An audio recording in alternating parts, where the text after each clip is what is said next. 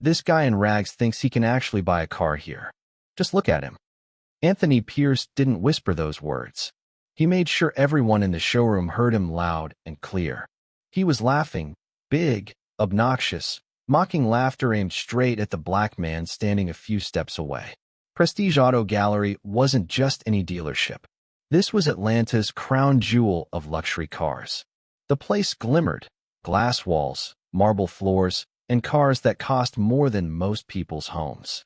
Pierce, white, slick, dressed in a designer's suit, looked like he belonged.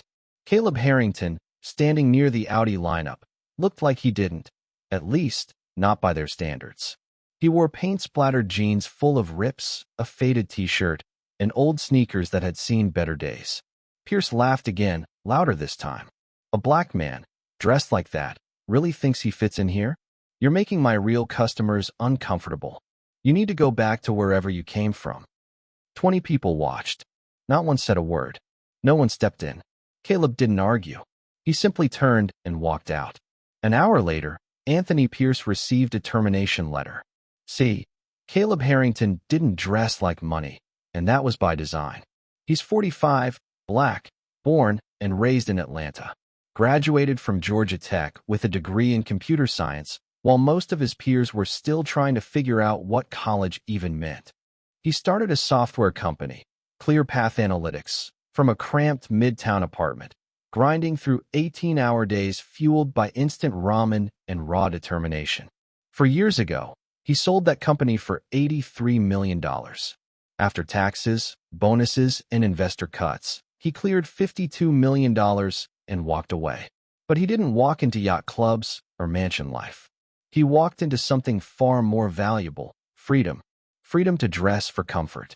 Freedom to help his son move apartments on a Thursday without worrying about a single email or meeting. That's what today was, moving day. His son, Owen, 21, about to graduate from Morehouse College, needed help packing his dorm. Caleb had thrown on an old Georgia Tech shirt, faded to a mustardy yellow, torn at the collar from snagging on a box. The jeans still had paint from when he and Owen redid the new apartment last weekend. His sneakers? New Balance. Bought in 2019. Beat up but comfortable. He drove a 2015 Ford F-150. Not flashy, but reliable. Good for hauling furniture, blending in, and keeping life simple. But here's what Caleb never forgets, and what too many people never have to think about. When a black man walks into a luxury space wearing casual clothes, he doesn't get read as laid back. He gets seen as suspicious, out of place, maybe even threatening. He's lived with that reality his whole life, dressing up for errands to avoid being followed in stores, carrying his college ID well into adulthood just to prove he belonged, code switching in meetings, speaking 2 languages, one for investors, one for survival. Today, none of that mattered. He was just a father looking to buy his son a gift for graduation. Something dependable, safe, respectable. An Audi A6, maybe. Classy without being flashy. A car Owen could feel proud driving. Prestige Auto Gallery sat in Buckhead, Atlanta's wealthiest zip code. He'd driven past it 100 times. Glass facade, Italian marble, cars positioned like sculptures. That Thursday, around 2:14 p.m., Caleb parked in the lot between a Lexus and a Tesla. He walked up to the glass doors. They opened with a soft hiss, releasing cool, costly air conditioning and the delicate sound of piano music piped through hidden speakers. Every inch of the showroom screamed wealth. 30 high-end cars spaced out like museum exhibits. Crystal chandeliers overhead. Marble so polished you could check your reflection in the floor. A couple of white families browsed the SUV section. One salesman laughed with them like they were old friends. Another staff member tapped away on an iPad near the BMW display, guiding a sharply dressed client through color options. Caleb made his way to the Audi section. Relaxed, hands in his pockets. He wasn't out of place. He'd pitched tech to VCs in rooms colder than this. He knew this game. Still, something felt off. No one approached him. Not right away. He stood beside a silver Audi A6, admiring the clean design, the way the light curved along its hood. A minute passed. Then another. 5 minutes. People noticed him. He caught their eyes. A young blonde saleswoman looked like she was about to greet him. Her lips parted. But then she glanced toward the office in the back. Her expression shifted. She turned away. 8 minutes. He kept standing there, patient, waiting. Then Anthony Pierce saw him. Pierce, the sales manager, age 48, white, expensive suit, Rolex flashing under the lights. He was chatting near the finance desk when his eyes locked onto Caleb. His gaze scanned from head to toe, tattered sneakers, stained jeans, old t-shirt. Pierce's expression changed. Instantly, he leaned in, whispered something to his colleague. The colleague looked too, and smirked. Then Pierce made his move. His shoes echoed. Tap, tap, tap, on the marble floor as he strutted toward Caleb. Not rushing, not friendly. He stopped 6 feet away. No greeting. No smile. No outstretched hand. Just judgment, loud and clear. Can I help you with something? The words come out sharp, not friendly. It isn't an offer, it's a test. Caleb turns and meets Anthony Pierce's eyes. I'm looking at the A6, he says evenly. I want to know more about the specs, safety ratings, and warranty coverage. Pierce glances at the car for half a second, then looks Caleb up and down again. That vehicle starts at $68,000. I understand, Caleb replies. Plus tax and title. Pierce nods slowly. Most of our clients finance, he adds, dragging out the sentence. And our approval process is thorough. He lets the word hang in the air. Thorough, as in you won't make it through. As in you don't belong here. I have a few questions, Caleb says calmly. Could someone walk me through the features? Pierce exhales through his nose. Not quite a laugh. Not yet. Sir, he says, raising his voice just enough. I'm going to be honest with you. It's loud enough that the couple near the BMW section turns their heads. Loud enough that a young saleswoman, Sophie Caldwell, though Caleb doesn't know her name yet, freezes at her desk mid-keystroke. This black man in rags thinks he can afford a car here, Pierce announces. Look at him. The room shifts. Conversations stall.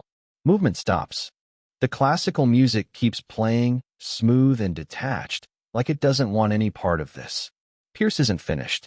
He laughs, full, exaggerated, theatrical, head tilted back slightly, like he's performing for an audience. You see, he says, now addressing the entire showroom, this is what I deal with. People wandering in off the street, wasting our time. Caleb doesn't move. His jaw tightens, but his expression stays controlled. He's felt this before. Different buildings. Different faces. Same humiliation.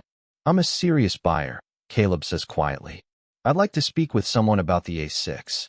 Pierce steps closer. Close enough that Caleb can smell his cologne. Expensive, heavy, overpowering. A black man dressed like that. Pierce says louder now, making sure every word lands. Really thinks he belongs here? Heads stay turned. You're making my real customers uncomfortable. Pierce continues. Go back to where you came from. The showroom holds its breath. 20 people stand there, sales staff in tailored suits, customers wrapped in designer labels, a receptionist behind the desk. Every one of them watching. Not a single voice speaking. Caleb looks around. He meets the young saleswoman's eyes. She looks away. He glances at the couple near the BMW. They turn back to their car like nothing's happening. Pierce folds his arms. I'm going to have to ask you to leave. Caleb nods once. Slow. Deliberate. He doesn't argue. Doesn't raise his voice. Doesn't give Pierce the satisfaction of resistance. He turns and walks toward the exit. His worn sneakers barely make a sound against the marble floor. Behind him, Pierce says to a colleague, loud enough to carry, you know how it is. We serve who we serve. The glass doors slide open with a hiss. Caleb steps outside. The sun hits his face. Warm. Bright. Traffic hums along Peachtree Road like nothing just happened. He walks to his truck, opens the door, and sits down. He doesn't start the engine. Not yet. His hands are steady, but his chest feels tight. It isn't anger. Not yet. It's something heavier. Something older. That familiar weight. The feeling of being judged before being known. Of being dismissed before being heard. Of standing in a room full of people and being treated like you don't exist. 8 minutes. That's all he wanted. 8 minutes of someone's time to ask about a car for his son. He sits there, breathing, letting it settle. Then he pulls out his phone. He opens Twitter. Caleb doesn't type in rage. He types the way he used to code. Clean, precise, impossible to twist. His fingers move steadily across the screen. Went to Prestige Auto Gallery on Peachtree Road to buy my son a graduation gift. Sales manager called me this black man in rags. Laughed at me in front of 20 people. Told me I made customers uncomfortable. Told me to go back to where I came from. This is Atlanta. This is Buckhead. This is 2024. He adds the location. Tags the dealership. Includes hashtags. Hashtag Atlanta, hashtag business, hashtag discrimination. He reads it once. Then again. Then he hits tweet. The timestamp reads 1436. Caleb Harrington isn't famous. He isn't a celebrity, but people know his name. His account is verified, leftover from his days as CEO of ClearPath Analytics. 38,000 followers. Founders, engineers, investors, people who followed his journey, read his threads about building wealth as a black entrepreneur, about navigating white corporate spaces, about the quiet costs of existing in America with dark skin. At first, nothing happens. 3 likes, 1 retweet, then another. At 1442, 6 minutes later, a tech influencer with over 200,000 followers sees it. They quote tweet. This is exactly what people mean when we say systemic racism isn't abstract. It's this. Being humiliated for trying to buy a car. Read this whole thread. Everything detonates. 1445, hundreds of retweets. 1448, Atlanta accounts start sharing it. Small business owners, activists, regular people adding their own stories in the replies. 1452, Lauren Whitaker, investigative reporter at the Atlanta Tribune, sees it and starts drafting questions. 1458, 11 Alive News tweets. Breaking, viral post alleges discrimination at Buckhead luxury car dealership. We're investigating. More to come. Caleb's phone starts buzzing nonstop. Text from friends.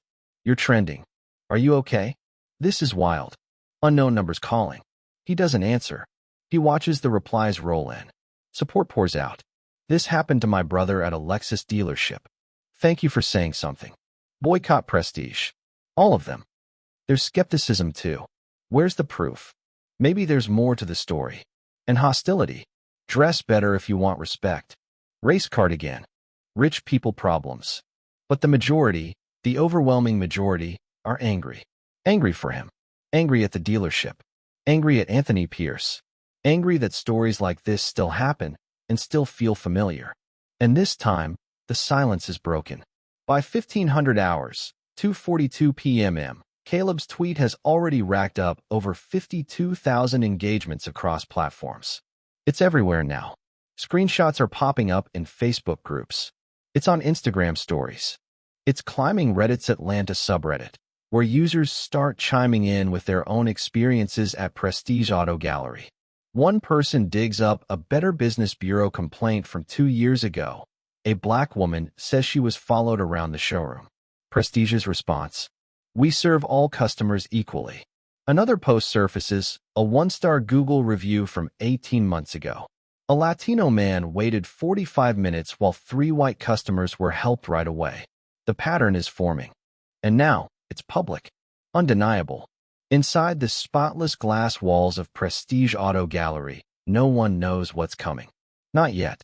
Anthony Pierce is at his desk, focused on paperwork, running commission numbers. Oblivious. Sophie Caldwell is still at the finance counter, quietly shaken from what she witnessed earlier. But silent. What would she even say? And to whom? Then, at 3:02 p.m., the phone rings. Prestige Auto Gallery. How may I assist you? The receptionist answers. This is Monica Bennett from Regional Operations. I need to speak with Anthony Pierce, now. The receptionist transfers the call. Pierce picks up, still calm. Anthony Pierce speaking. Mr. Pierce, the voice says sharp. I need you to go on Twitter right now and search Prestige Auto Atlanta. I'm sorry, what? Do it. Now. Pierce pulls out his phone, opens Twitter. He types in the search. Then he sees it. Caleb's tweet. The engagement. The comments. The news coverage. 11 Alive News already reporting on it. His face drains of color. Ma'am, I can explain. Don't talk. Monica cuts him off. Don't say another word. The regional VP is calling you in 8 minutes. Stay by your phone. Click. The line goes dead. Pierce sits there, staring at his screen, reading hundreds of furious comments, watching people tag the corporate account, demanding answers, news reporters asking for statements. At 3:08 p.m., his phone rings again. Different number. Mr. Pierce. This is Derek Langford, VP of Operations for Prestige Auto Group. I'm going to ask you one question, and I need a yes or no answer. Pierce swallows. Yes, sir. Did you call a customer this black man in rags, laugh at him, and tell him to go back to where he came from? Pierce hesitates. Sir, there's some context. Yes. Or no. Silence. Yes. I see. Langford's voice turns to ice. Check your email in 15 minutes. Click. The call ends. Pierce stays frozen in his chair. The showroom hums around him like nothing's happened. Customers still browsing, salespeople still chatting, classical music still drifting from the ceiling. But Pierce just sits there, refreshing his email. Again and again. At 3:24 p.m., exactly 60 minutes after he humiliated Caleb Harrington, an email lands in his inbox. Subject: termination of employment. He opens it.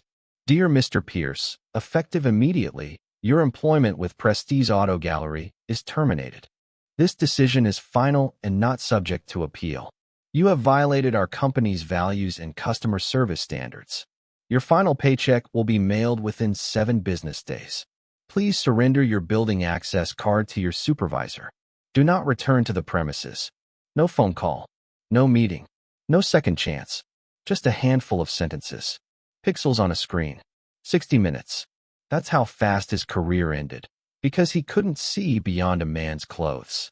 By 6 p.m., Prestige Auto Group releases a public statement. We do not tolerate discrimination of any kind. The employee responsible has been terminated effective immediately.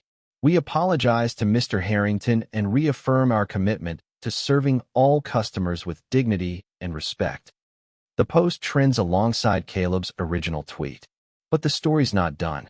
At 8:30 that night, Caleb's phone buzzes with a call from an unfamiliar number. He almost lets it go, but something tells him to answer. Mr. Harrington? This is Lauren Whitaker, investigative reporter with the Atlanta Tribune.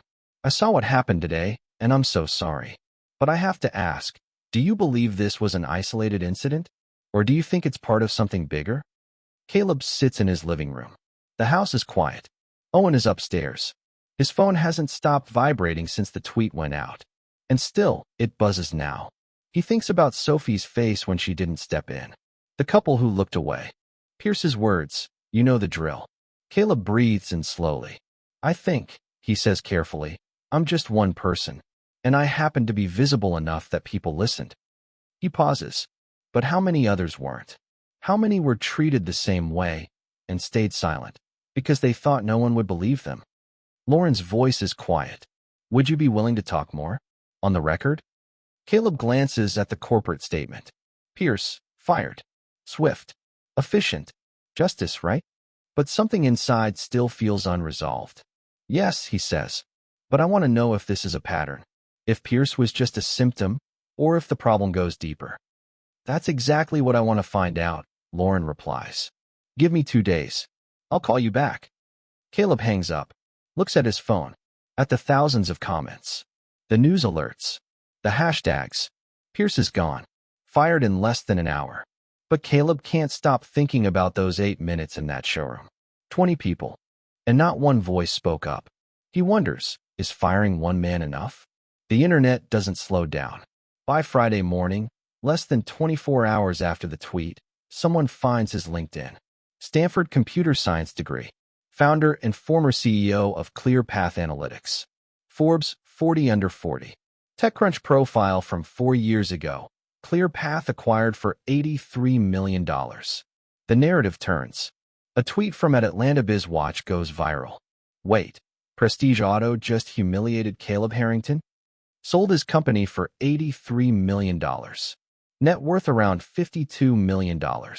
Pierce laughed at a man who could buy the dealership in cash. 50,000 likes. And growing. The headlines update. 11 Alive News runs a follow-up. Sales manager who mocked customer didn't know he was speaking to a multi-millionaire tech entrepreneur. And now the world knows what Pierce never bothered to ask. That the man in paint-stained jeans and worn sneakers could be he bought the entire building he was kicked out of. The Atlanta Tribune publishes a full-length profile, Caleb Harrington, the man behind the viral tweet. And just like that, the narrative shifts. It's no longer just a story about racism in a showroom. Now, it's about poetic justice. A reversal. The man in paint-stained jeans wasn't broke. He could afford anything in that building. Social media erupts. This is the best karma story I've ever seen. Pierce got exactly what he deserved. Imagine being that wrong about someone. But alongside the celebration comes something colder. A different kind of anger. So, it only matters because he's rich? What about all the black folks who get treated like this and aren't millionaires? Are we only mad because a rich guy got disrespected? Feels like another case of wealth hijacking real struggles. Caleb sees these comments, and they sting more than the hateful ones. Because deep down, he knows they're not wrong. Then a call comes in. Mr. Harrington, this is Maya from the Washington Post. How does it feel to have your wealth become the center of the story? Caleb sits alone in his home office, the same room where he used to write code, build products, solve problems. Now it's cluttered with interview requests and unread messages from strangers. It shouldn't matter what I'm worth, he says quietly. What happened to me happens to people every single day. People without platforms, without resources. The only difference is, I had 38,000 Twitter followers. I had just enough credibility for people to actually listen. The quote makes headlines. Some people applaud him for the humility. Others don't buy it. A new thread goes viral. Caleb Harrington is worth $52 million. And he's getting treated like a civil rights icon for being kicked out of a dealership? Meanwhile, working-class black people deal with worse every day, and nobody says a thing. This is performative. For 1,000 retweets. Then his phone rings again. His ex-wife. Owen called me. He's upset, she says gently. People at school are talking. Some are supportive. Some not so much. Some say you're doing all this for attention. Are you okay? Caleb exhales. I don't know, he admits. I just wanted to buy a car. Now I'm a symbol for something I never asked to represent. She asks softly, do you want to stop? Let it go? He thinks about that. He could. Pierce has been fired. Prestige issued their apology. He could delete the tweet, turn down interviews, go back to normal. But then he remembers Sophie. The way she looked like she might speak, then didn't. He remembers Pierce's words, you know the drill. And he keeps wondering, what drill? How many people knew the drill? No, Caleb says. I don't think I can stop. Not yet. At 8:30 p.m. his phone rings again. Lauren Whitaker, right on schedule. Mr. Harrington, she says, her voice low but urgent. I've been digging, and I found something. Caleb sits up straighter. 3 former employees. All off the record for now. They say what happened to you wasn't an accident. They say it was policy. Unwritten, but enforced. Caleb's chest tightens. What kind of policy? They call it customer profiling. It's baked into how they train their staff. Appearance-based service tree-off. I've got emails. Training materials. Internal complaints that were ignored. Mr. Harrington, I don't think Anthony Pierce was a bad apple. I think he was following orders. Caleb feels the weight of it. How many people? That's what I'm trying to find out, Lawrence says. But I need help. I need someone willing to keep the spotlight on this.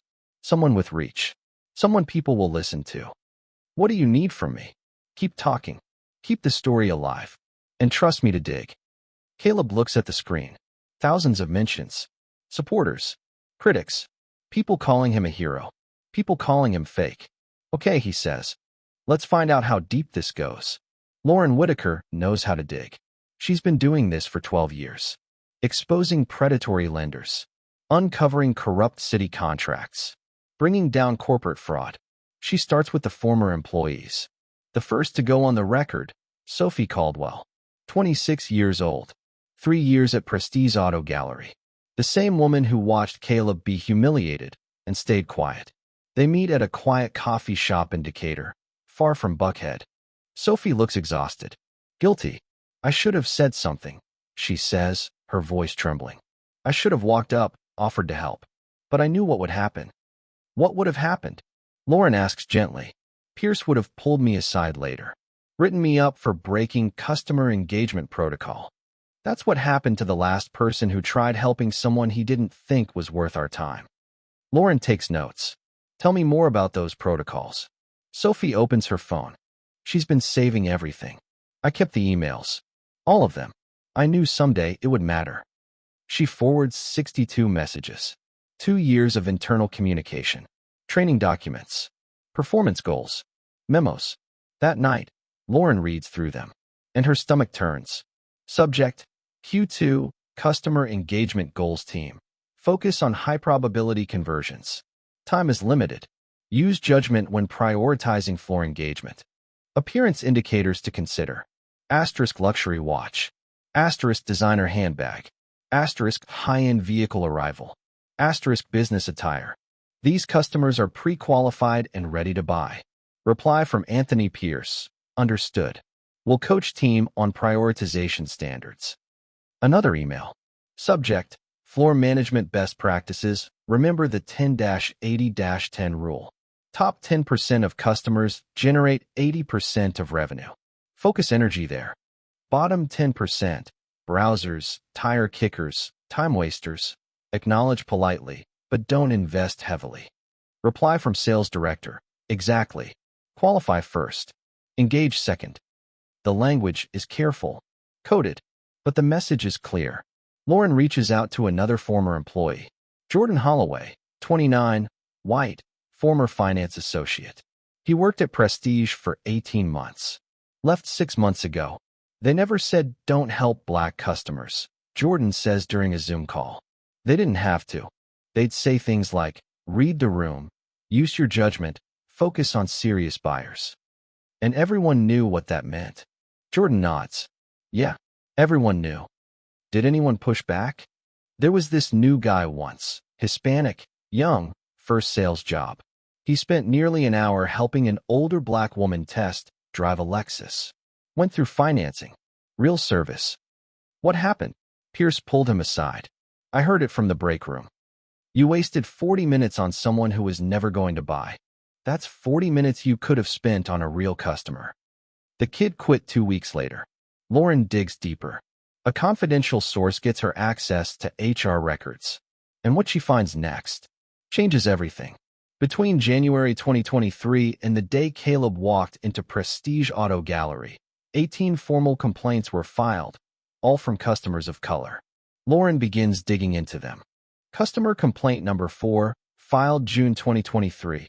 I waited 38 minutes for assistance while watching 3 white customers get helped right away. When someone finally approached me, the salesperson was dismissive, almost mocking. I have a 780 credit score. I ended up paying cash at another dealership. Prestige's response: unable to verify customers' claims.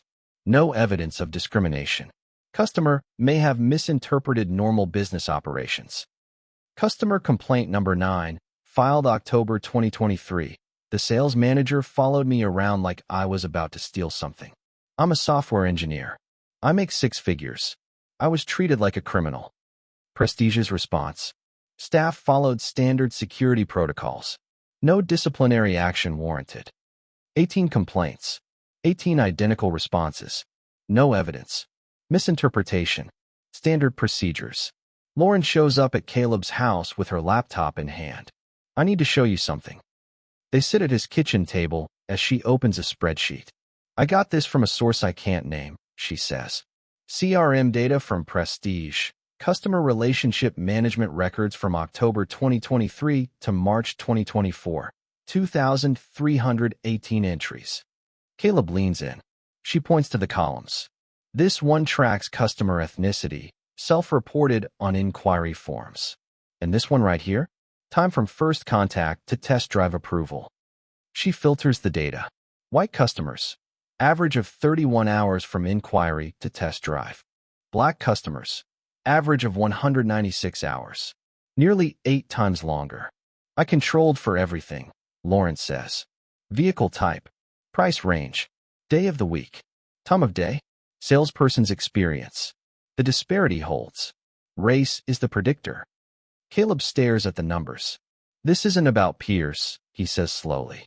This is the system. Lauren nods. Exactly. She opens another folder. This is the smoking gun. It's an internal audit, dated October of last year. Marked confidential. Someone leaked it to her. 34 pages. Corporate Compliance Officer Vanessa Cole conducted it. Page 12. Guest Engagement Equity Analysis. Statistically significant disparities in service delivery correlated with customer demographic presentation. Black customers experience longer wait times, fewer test drive approvals, and are more likely to be denied financing despite similar credit scores. Page 19. Recommendations. 1. Discontinue appearance-based service triage immediately. 2. Require unconscious bias training for all customer-facing staff. 3. Eliminate coded language from sales coaching materials. 4. Introduce third-party oversight for complaint resolution. Caleb reads it twice. They knew, he says. 6 months before I ever walked in there, they knew. Lauren looks grim. That's not even the worst part. She scrolls to the email metadata. This audit was sent to 7 executives on October 18th. She opens the email chain. From Derek Langford, VP of Operations Subject. Re.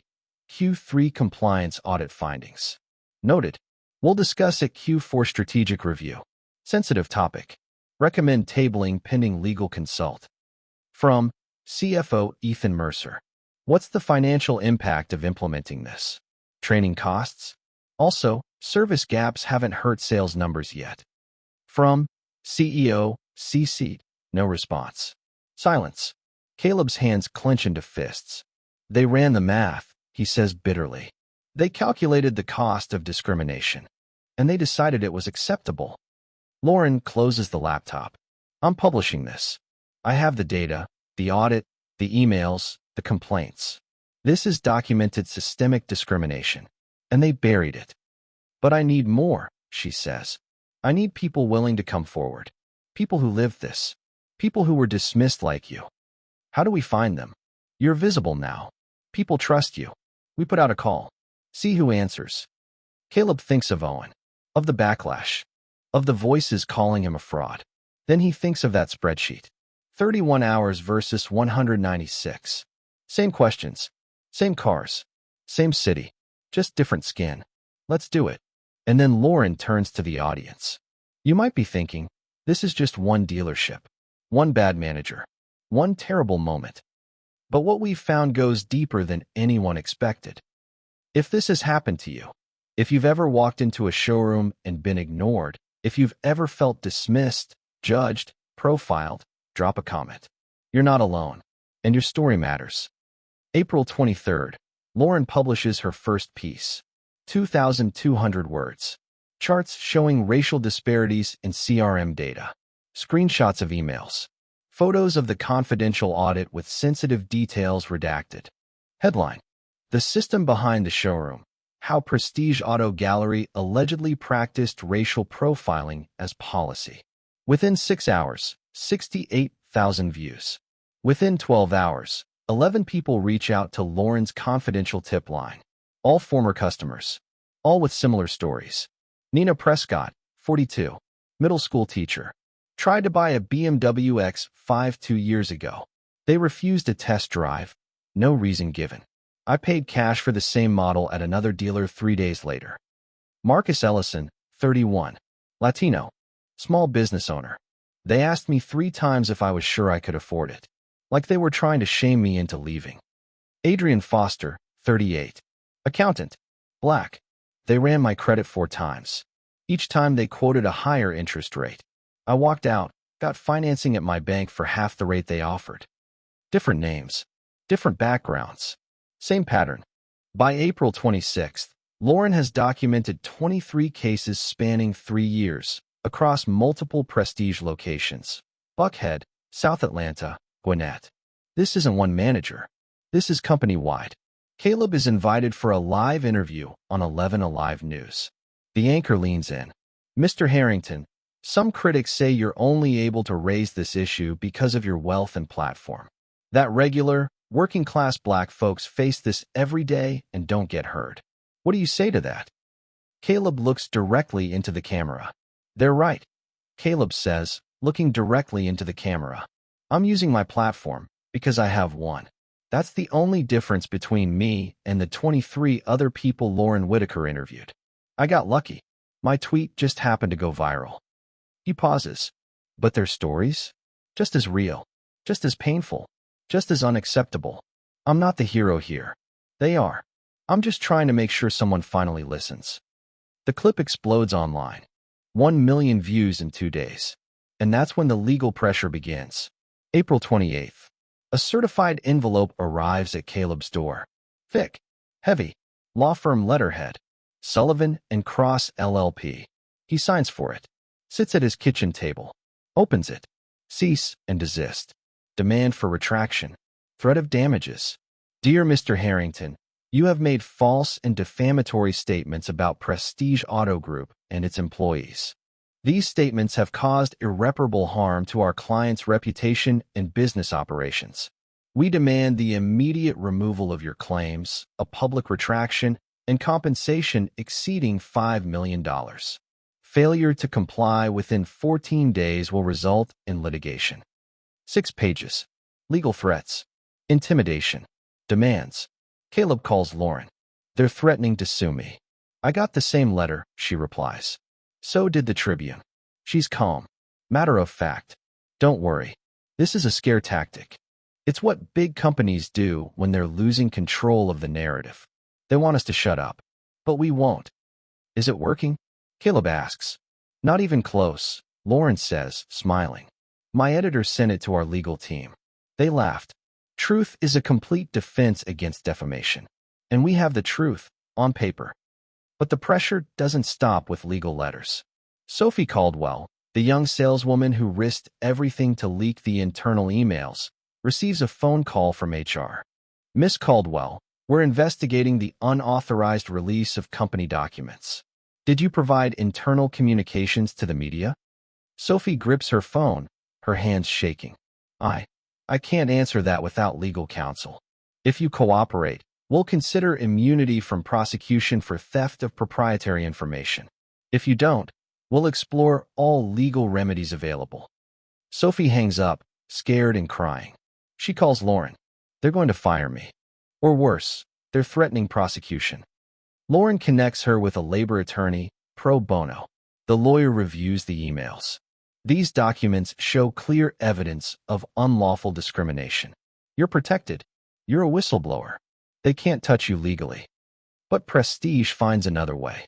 May 1st, Sophie's schedule changes. She's pulled from the daytime shift, moved to overnights. Her hours slashed from 40 to 22. Her sales territory, the luxury SUV section where commissions are highest, reassigned to someone else. The message is clear. Make her life miserable until she quits. She holds on for 2 weeks. On May 14th, Sophie hands in her resignation. One sentence. I cannot work for a company that punishes honesty. Meanwhile, Prestige launches a full-on PR offensive. They hire a crisis management firm.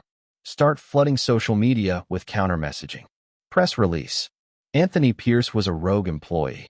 He violated company policy. He was terminated immediately. Prestige Auto Group has proudly served the Atlanta community for 38 years with integrity and respect. They commission a so-called independent diversity audit, carried out by a firm that already does business with Prestige. The results? No systemic discrimination found. They release customer testimonials from people of color. I bought my Mercedes here 3 years ago. Great experience. This controversy doesn't reflect my interaction at all. And for some, it works. Social media debates rage. Maybe it really was just Pierce. They fired him. They apologized. What else do people want? This feels like a witch hunt now. Caleb sees the backlash. A conservative outlet publishes a think piece. Wealthy tech entrepreneur plays the victim, costs a working-class man his job. Comments flood his social media. You destroyed a man's livelihood. Hope it was worth it. Why didn't you just complain quietly? Why turn it into a circus? Anthony Pierce has a family. Kids. They're suffering now because of you. Caleb reads these late at night, alone in his home office. His phone rings. It's Owen. Dad, people at school are talking. Some support you. Others say you went too far. They're saying Pierce didn't deserve to lose everything. Do you think you did? There's a long silence. Caleb takes a breath. Do you? He asks back. Owen's voice is soft. No. But I hate watching people attack you. I hate that graduation is 2 weeks away, and instead of celebrating, you're dealing with lawsuits and death threats. Death threats? You didn't see the messages? Caleb opens Instagram. They're there. Anonymous accounts. Watch your back. Rich boy needs to learn his place. Money won't save you. Bullets don't care about net worth. He takes screenshots, reports them, calls Atlanta police. They take a report, say they'll investigate. But it doesn't make him feel any safer. Prestige Auto Group's spokesperson appears on WSB TV. Mr. Harrington was treated unfairly by a former employee who was swiftly terminated. However, the subsequent media frenzy has misrepresented our company. We are not systemically discriminatory. We employ a diverse staff, serve a diverse clientele, and operate with integrity. The documents referenced are either fabricated or taken out of context. They don't mention the CRM data. They don't mention the internal audit. They don't address the 18 ignored complaints. Just blanket denial. Just defense. May 3rd, Caleb receives a text from his ex-wife. Owen asked me if all of this is worth it. I didn't have an answer. Do you? He stares at the message. Is it worth it? Pierce lost his job. Sophie lost hers. Caleb is being threatened with lawsuits. And worse. Owen's graduation is being overshadowed. And Prestige Auto? Still open. Still profiting. Still selling luxury cars like nothing ever happened. Caleb starts typing a reply. Maybe not. But then he remembers those 8 minutes in the showroom. 8 minutes of standing there. Being ignored. Laughed at. Dismissed. 20 people around him. And not one person moved. He types back a simple answer. I don't know. But I can't walk away now. It's May 6th, 2:34 a.m., and Caleb's exhausted. He's scrolling through Twitter, unable to sleep, when he stumbles on a quote tweet of Lauren's latest article.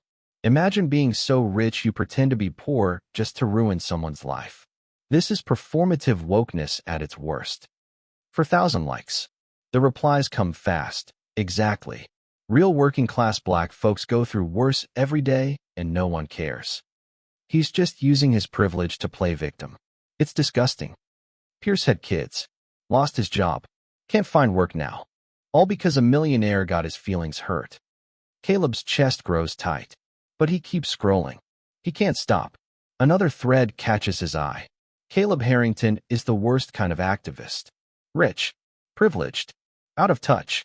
He's hijacking a movement that requires real sacrifice, not ego. 5,000 retweets. His phone buzzes. A voicemail from an unknown number. He shouldn't listen. He does. Heavy breathing. Then one word. Snitch. He deletes it. Blocks the number. Another voicemail. Different number. Worse. A white man's voice. Southern accent. Threats. Slurs. Graphic violence described in detail. Caleb reports it. Blocks that number, too. Keeps scrolling. Then, an email from his financial advisor. Caleb, several associates have reached out with concerns about reputational risk. We should discuss how this might affect your portfolio. Translation: people are distancing themselves. The controversy is bad for business. He thinks of Owen. Graduation is 10 days away. His son should be celebrating. Instead, he's defending his dad to classmates, fielding questions, bearing judgment that isn't his to carry. Caleb isn't shaking. He's not crying. He's just tired. Tired of being the strong one. Tired of having to justify his pain. Tired of trying to prove that what happened to him mattered. even with money. He opens a blank email, addresses it to Lauren. He starts typing. Lauren, I think I'm done. Pierce lost his job. That was the goal, right? Justice. Consequences. But this has turned into something I never wanted. People are getting hurt. Sophie lost her job. Pierce's family is struggling. My son is being harassed. I'm receiving death threats. And for what? To prove a luxury dealership is racist? People already knew that. They've always known that. I don't think I'm changing anything. I think I'm just making noise. His thumb hovers over send. He closes his eyes. Remembers the showroom. Pierce's laugh. 20 people watching. Nobody moved. You know the drill. We serve who we serve. What drill? Who knew it? How many people followed it? How many customers were dismissed before they could speak? Humiliated, ignored, just like him. How many stayed quiet, thinking their story didn't matter? He deletes the draft, opens his inbox, skips past the legal threats, the hate mail. He finds an email from 3 days ago. Subject, thank you. From AB, anonymous Gmail.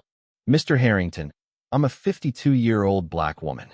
3 years ago, I went to Prestige Auto Gallery to buy my daughter a graduation car.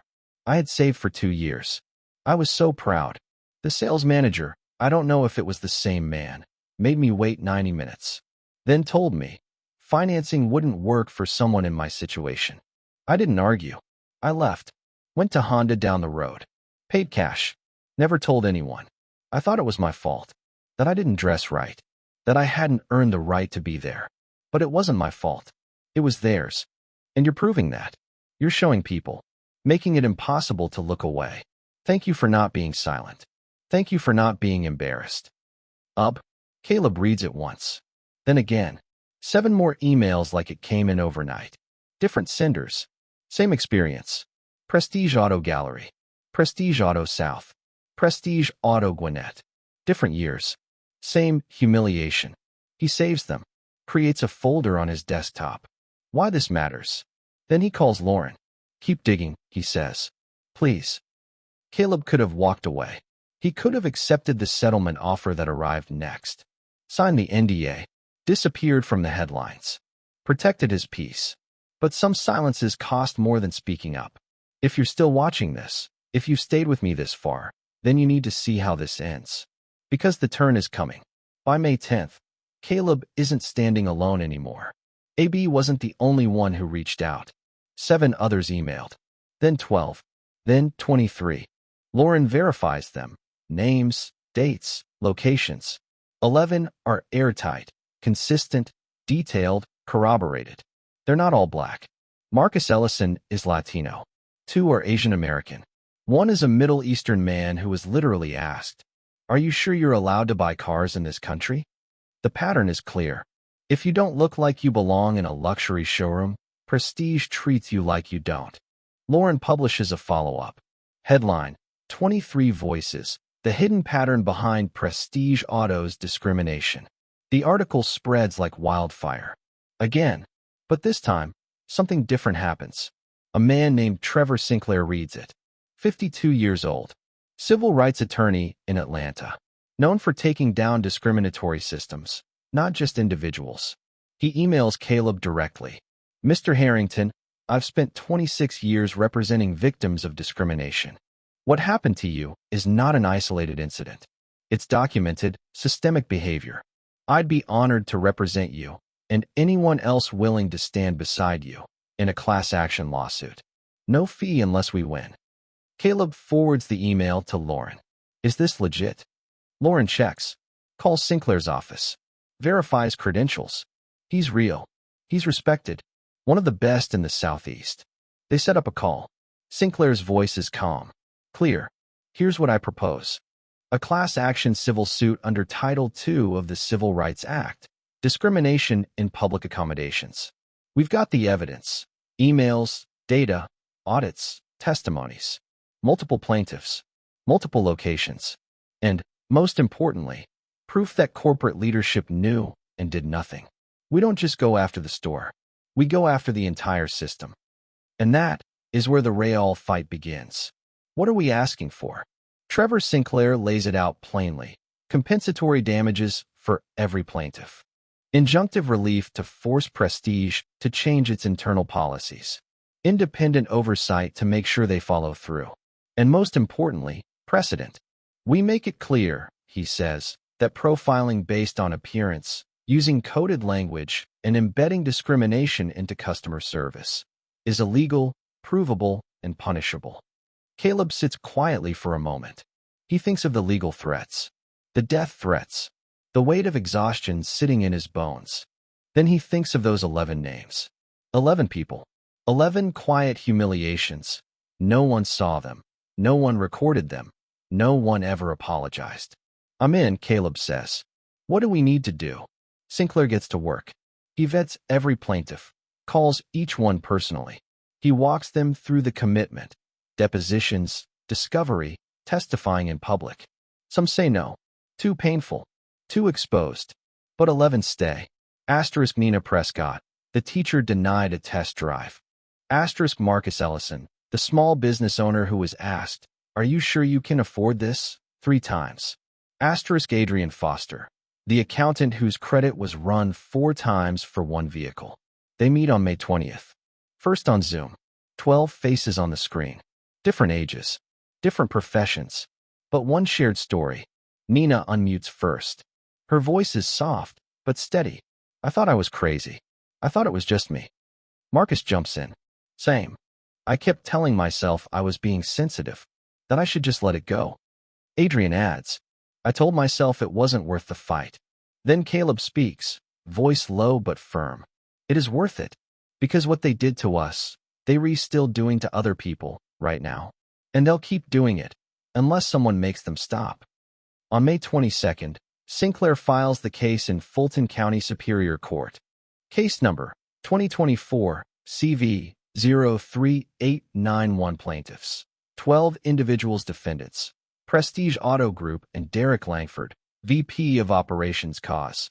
Systemic racial discrimination and violation of federal civil rights law. Prestige's lawyers move fast. Within 5 days, they file a motion to dismiss. Plaintiffs lack standing. No provable harm. Frivolous lawsuit designed to extort settlement. The judge, Elaine Rutherford, 61 years old, no nonsense, 2 decades on the bench, denies it outright. She sets a preliminary hearing for May 28th. And that's when everything changes. May 19th, for 53 p.m. Lauren Whitaker's inbox pings. An email. No subject line. Anonymous Gmail sender. Just a PDF attachment. She opens it. 34 pages. Stamped. Confidential, internal use only. It's the full internal audit, the one she only had fragments of before. Now it's complete. Unredacted. She reads it cover to cover. Page 12. Page 19. Then, page 28. Executive Response and Implementation Plan. Following the audit presentation on October 18, 2023, senior leadership met to discuss next steps. Attached, the meeting minutes. She clicks. Meeting minutes, October 25, 2023 attendees. Asterisk Derek Langford, VP of Operations. Asterisk Ethan Mercer, CFO. Asterisk 3 regional directors. Topic: Q3 compliance audit, discrimination risk assessment. Discussion points. Asterisk Langford. The audit raises valid concerns, but fixing this would cost us. Mandatory training, $340,000 annually. Diversity officer, $180,000 salary plus benefits. Independent oversight, $520,000 contractor fees. Total, over $1 million a year. Asterisk Mercer. What's the legal risk if we don't? Asterisk Grant, regional director. Hard to say. We've settled 2 complaints in the last 3 years. Total payout, $185,000, both with NDAs. No public backlash. No admission of wrongdoing. Asterisk Langford again. So we're spending $185,000 to make problems disappear versus $1 million to fix them. The math is clear. Asterisk Mercer. What about the risk to our reputation? Asterisk Langford. Manageable. We just fire whoever gets caught. Keep the story small. Control the narrative. Action items. 1. Table all audit recommendations until further legal review. 2. Maintain current customer service protocols. 3. Increase social media monitoring for complaints. 4. Prepare pre-written PR responses for fast employee termination when needed. Lauren stares at the screen. They knew. They calculated. And they chose profit over people. She calls Caleb immediately. I have it, she says. The smoking gun. What is it? Meeting minutes from October. Senior execs. They literally ran the numbers, compared the cost of fixing discrimination to the cost of settling lawsuits. And they decided it was cheaper to keep discriminating. Caleb goes silent. Then, send it to me. She does. He reads it. His chest tightens. They looked at our humanity like a liability and chose their bottom line over our dignity. You're right, Lauren says.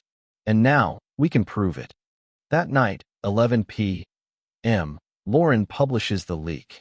Headline: Leaked documents reveal Prestige Auto chose profit over civil rights compliance. The article includes the full meeting minutes, the cost-benefit breakdown, the quotes, the decision. By morning, *hashtag they knew is trending across the country. Prestige Auto Group's parent company stock drops 6.8% in after-hours trading. Georgia's Attorney General announces an official inquiry. The Atlanta NAACP issues a statement. This is not about one manager. This is about corporate malfeasance. This is about the commodification of discrimination. Sinclair calls Caleb at 7 a.m. This changes everything. We're not just arguing pattern and practice anymore. We're proving willful, knowing violation. Corporate executives made a deliberate choice to keep discriminating. Now we're in punitive damages territory. What does that mean? Caleb asks. It means we're not just asking for change. We're asking them to pay, deeply, for choosing profit over people. Prestige Auto's legal team panics. They issue a last-ditch statement. We cannot verify the authenticity of these leaked documents. If genuine, they represent internal discussions only, not final company policy. But the damage is done. 2 board members resign within 48 hours. Major investors demand emergency meetings. 3 car manufacturers Prestige represents issue public statements, each one announcing they're reviewing their dealership relationships. The walls are closing in. And on May 23rd, just 5 days after the leak, Prestige lawyers request an emergency sit-down with Sinclair. Subject: settlement discussion. The hearing room at Fulton County Superior Court is small, just 23 seats in the public gallery, and every one of them is filled. Local news cameras line the back wall. May 28th, 10 a.m. The door opens. Judge Elaine Rutherford steps in, black robes, reading glasses perched on her nose, a thick folder in her arms. Be seated, she says, her voice steady. On the left, Trevor Sinclair and the 12 plaintiffs. On the right, Prestige Auto Group's legal team, 6 lawyers in tailored suits. Judge Rutherford doesn't waste time. I've read both filings. I've reviewed the supporting evidence. This hearing is to determine whether the plaintiffs have sufficient standing to proceed to discovery. Defense, you have 15 minutes. Gavin Thornton, Prestige's lead counsel, stands. Silver-haired, confident, precise. Your Honor, this case is based on anecdotal experiences and subjective misinterpretation. Unfortunate as they may be, isolated customer service complaints do not equate to systemic discrimination.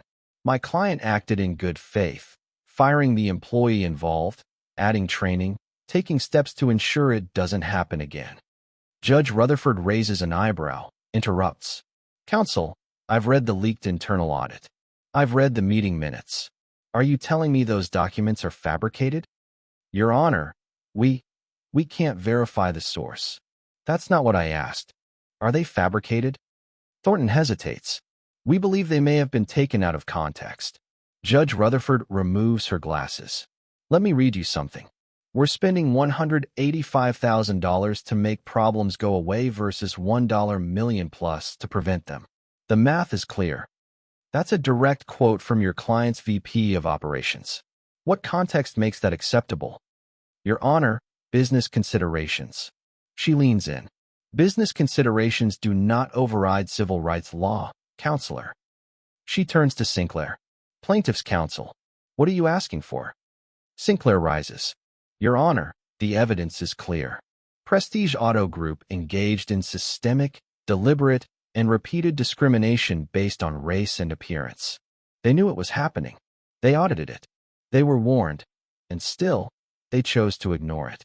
We're asking for full discovery.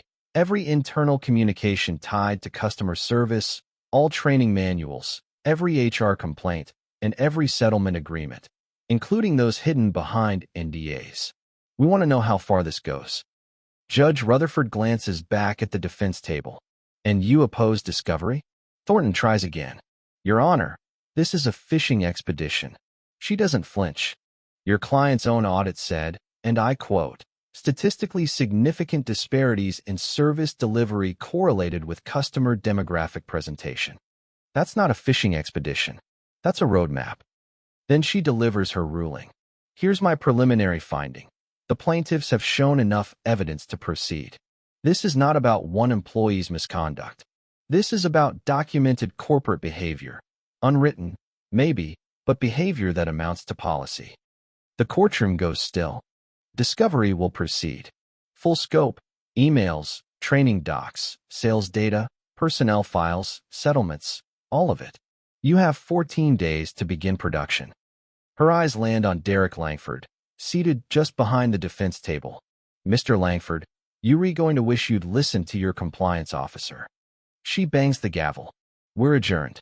Outside the courthouse, Caleb stands beside the other 11 plaintiffs. Reporters press in. Cameras roll. Nina Prescott speaks first. This was never about a paycheck. It was about acknowledgement.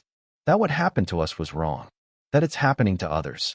And that when no one speaks up, it keeps happening. Caleb steps up next. Judge Rutherford saw that today. Now we're asking Prestige Auto Group to do the same. Settlement talks begin 2 days later. June 12th, 89 days since the day Caleb walked into that showroom and got laughed at. The settlement is signed. Financial terms? Confidential. NDAs seal those. But the public terms, those can't be hidden. Asterisk mandatory unconscious bias training, twice a year. Asterisk quarterly independent audits of customer service practices. Asterisk a new external oversight board, including community representatives, for 2 full years. Asterisk a public apology, no qualifications, no PR spin.